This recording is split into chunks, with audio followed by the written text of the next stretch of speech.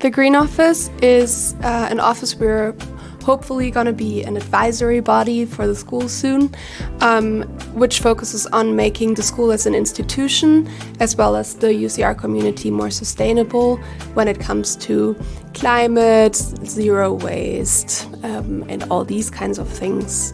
2 weeks ago, we went to Utrecht. We participated in a global climate strike with about 40 UCR students, which is a big thing for UCR. And then this week, we have a paper making workshop with Litra, making our own paper.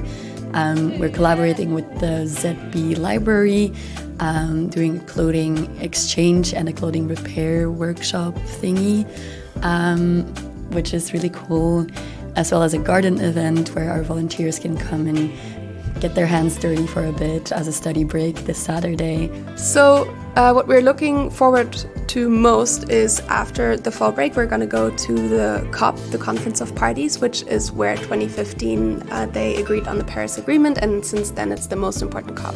And then we are going to work together with Wellbeing and Sports Code to create a space to do yoga, to just calm down, to be quiet, and to do our workshops like paper making or sign making workshops.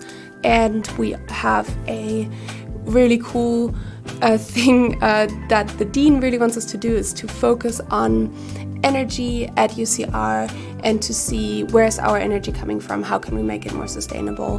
What is really important for us is obviously that students come and join and also just have fun with our things. A lot of things like the paper making workshop is fun. Does it create a big difference? No.